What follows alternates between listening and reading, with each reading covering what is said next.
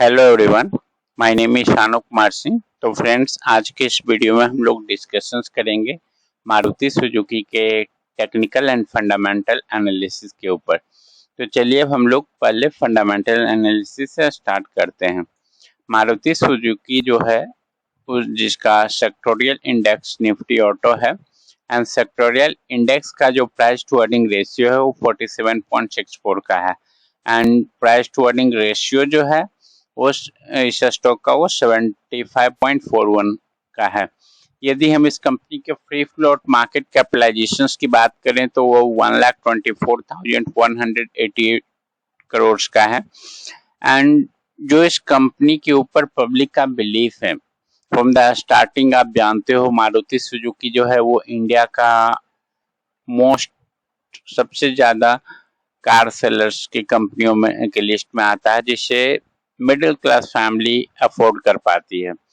तो यदि हम इस कंपनी के प्राइस शेयर होल्डिंग पैटर्न्स की बात करें तो इस कंपनी में जो number of promoters and promoter group है वो एक है एंड उनके पास 56.14% की हिस्सेदारी है। एफआई की जो होल्डिंग्स है इस कंपनी में वो 21.9% की है। डीआई की जो होल्डिंग है 18% की है एंड जो नॉर्मल रिटेलर्स हैं वो 3.7% के स्टॉक्स को होल्ड करते हैं। तो यदि हम यहाँ पे होल्डिंग्स पे देखिए, एफआई की होल्डिंग पैटर्न 21.89% की है एंड जो म्यूचुअल फंड्स कंपनियां हैं उनकी 9.37% की है एंड जो पब्लिक की होल्डिंग है वो 3.73% की है। कंपनी का जो ओवरऑल परफॉर्मेंस रहा है ईयर एंड ईयर वो बहुत अच्छा रहा है एंड एज ए फंडामेंटल्स की बात करें तो पब्लिक का बिलीफ है सबसे ज्यादा जो कार सेल्स में जिनका नाम आता है इंडिया में वो मारुति से वो बिलोंग करते हैं। मारुति कंपनी एक ब्रांड से for the common and middle class. तो चलिए अब हम लोग इसके चार्ट पैटर्न्स के ऊपर डिस्कशंस करते हैं, that is for the technical. ये जो कंपनी है वो 2003 में लिस्ट हुई थी एंड उसके बाद हम लोग इसके चार्ट पैटर्न्स को देखते हैं। ठीक है, थोड़ा टाइम लगेगा पर आप चार्ट पैटर्न्स को अच्छे से समझना। देखो, कंपनी ने फर्स्ट टाइम जो ऑल टाइम हाई लगाया था 2004 में, उसके बाद कंपनी जो नेक्स्ट ऑल टाइम हाई लगाए वो लगभग 2 इयर्स का गैप लाइक मीन्स 2006 में।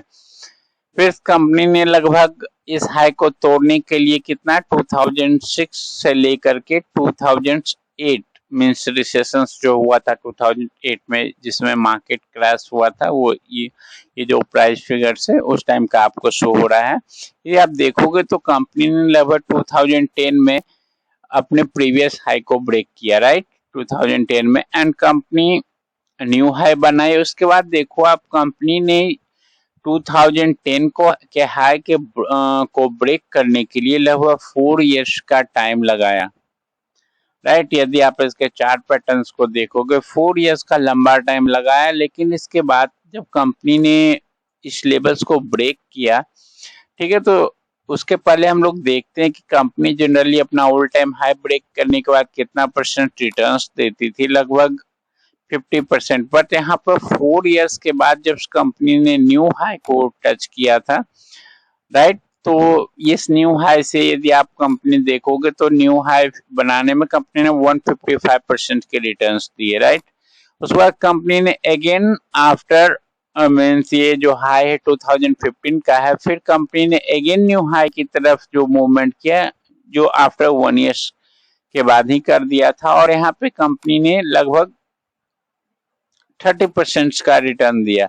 तो जनरली अभी तक के डाटा को यदि आप कैप्चर कर किए हो अपने माइंड में, तो कंपनी जो 1 ईयर्स में जो रिटर्न्स दे रही है ब्रेकआउट के बाद वो लगभग 25% के आसपास जा रहा है। यदि कंपनी 2 ईयर्स में का टाइम लेकर ब्रेकआउट देती है तो लगभग 50 to 70% की ओर जाता है। उसके बाद यदि आप देखोगे कंपनी ने जब इस हाई को तोड़ा 2017 का, राइट, तो कंपनी जो न्यू हाई बनाई, राइट, उसमें लगभग 68 to 70% का रिटर्न दिया। तो इस कंपनी की एक जो सबसे अच्छी चीज मुझे लगा इस चार्ट पैटर्न्स पे कि कभी भी न्यू हाई को जो कंपनी ने अचीव किया है उससे पहले उसने अपने प्रीवियस जो बेस था उसे आकर रिटेस्ट किया था। यदि आप देखो जब भी कंपनी ने न्यू हाई बनाया आकर रिटेस्ट किया।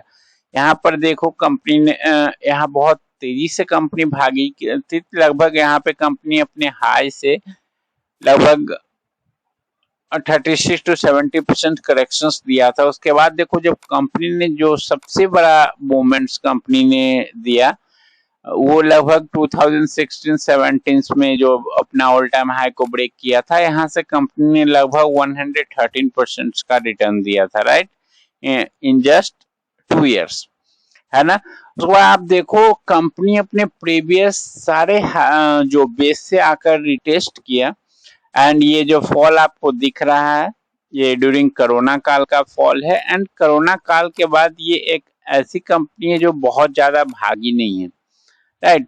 यदि आप देखो तो ये नियर बाई बिटवीन 7500 टू 9300 के बीच में ऐसे कंपनी मूवमेंट्स कर रही है। यदि आप इस जोन को देखिए, कंपनी ने इस जोन में लगभग 12 वीक का टाइम स्पेंड किया है एंड देन इस जोन से बाहर निकली है। तो अभी आपको कहाँ पे एंट्री लेनी चाहिए इसके ऊपर हम लोग डिस्कशंस करेंगे। लेकिन यदि आप लॉन्ग टर्म इन्वेस्टर्स हैं, सबसे पहले हम लोग बात करना चाहेंगे इस कंपनी में किसे इन्वेस्ट करना चाहिए। Either if you are the investor greater than for investing your money for greater than 5 years, तो आप इसमें एंट्री लो। शॉर्ट टाइम ट्रेडर्स जो 1 year 2 years के लिए इन्वेस्ट करना चाह रहे हैं, I will not recommend this stocks for the investment purpose, okay. तो जो ग्रेटर देन 5 years के लिए आप इन्वेस्टमेंट करना चाह रहे हैं तो अभी बेस्ट टाइम है इस स्टॉक्स में इन्वेस्ट करने का, क्योंकि देखो कंपनी का जो ऑल टाइम हाई है वो 2018 का वो नियर बाई 9900 10,000 के आसपास का है। कंपनी अभी ट्रेड 9300 पे कर रही है। तो अभी हम लोग यहाँ पॉसिबिलिटी की बात करते हैं, कंपनी ने इस रेंज से ब्रेकआउट दिया है तो मे भी कंपनी ऐसा कर सकती है डायरेक्टली ये स्टॉक्स इस लेवल को ब्रेक करके ऊपर चला जाए। लेकिन मैं इस जो डायरेक्टली स्टॉक यहाँ से ऊपर जाएगा मैं उसे आइडियल नहीं मानता।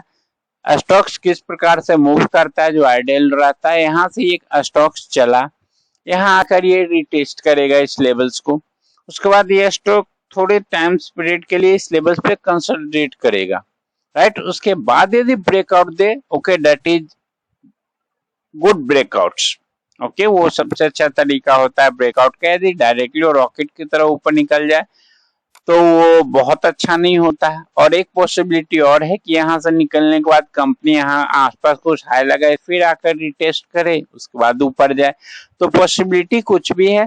लेकिन जो लॉन्ग टर्म इन्वेस्टर्स हैं ग्रेटर देन 5 years वाले वो यहाँ पे एंट्री ले सकते हैं।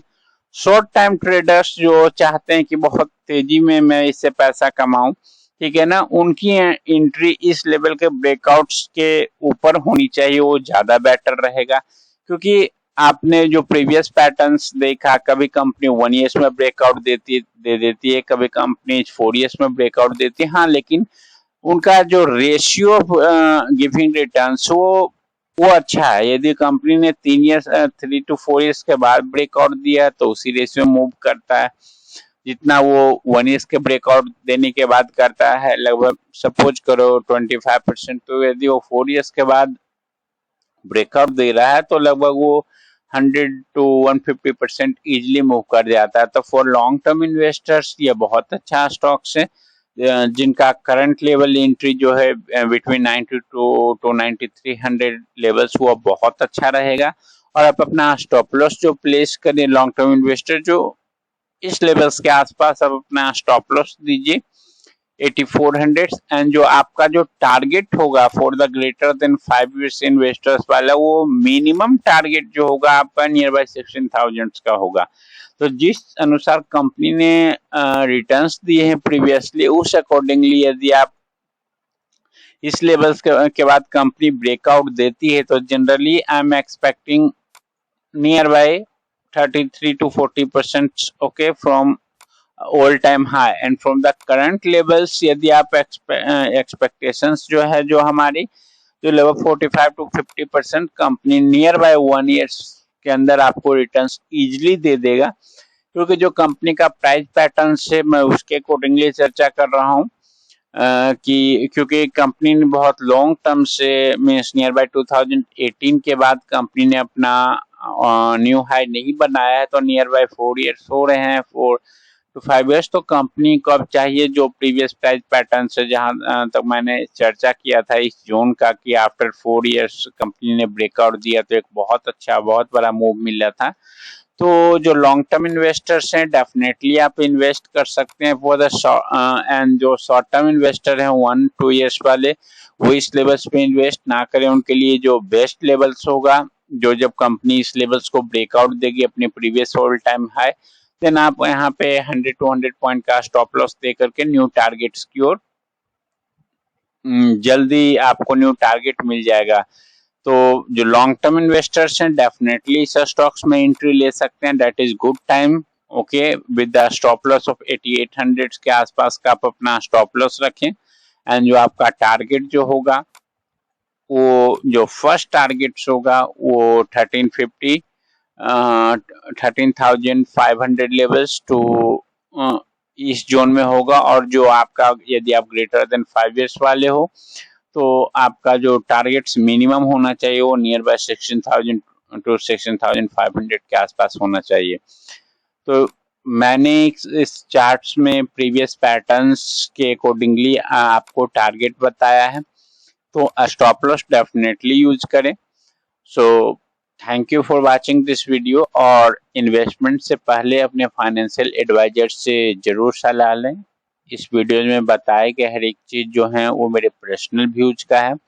और एक चीज और मैं आपको बताना चाहूंगा, इस कंपनी में जो फिलहाल में रिसेंटली जो बल्क डील हुए हैं, राइट्स आप देख सकते हो इस कंपनी में जो नेवर 19 सितंबर means few days back only जो कंपनी में परचेज की गई है। तो यदि आप उस दिन का चार्ट्स भी देखोगे 19 सितंबर का, तो ये स्टॉक ऊपर रहा था। तो आप देखो लगभग 2022 में इतने सारे म्यूचुअल फंड्स एंड इंस्टीट्यूशंस ने अपनी पोजीशंस क्रिएट किए फ्रॉम द डिफरेंट लेवल्स। तो लॉन्ग टर्म इन्वेस्टमेंट्स के लिए बहुत अच्छा स्टॉक्स है, ओके ना। एंड जो शॉर्ट टर्म में इसमें पैसे कमाना चाह रहे हैं वो इस लेवल से ऊपर कोशिश करें, ब्रेकआउट्स होने के बाद अपना स्टॉप लॉस 100 to 200 पॉइंट्स का रखें, इन टारगेट को अचीव करें। जो ग्रेटर देन 5 ईयर्स वाले इन्वेस्टर्स हैं वो इस टारगेट्स उनका बेस्ट एंट्री लेवल से जो करंट लेवल से बिटवीन 92 to 9300, और आप का जो 5 ईयर्स में मिनिमम भी टारगेट्स आएगा वो लगभग 16,000 के आसपास का इजीली मिल जाएगा। ओके, तो यदि वीडियो अच्छा लगा तो चैनल को लाइक करें, वीडियो को लाइक करें एंड चैनल को सब्सक्राइब करें। Thank you.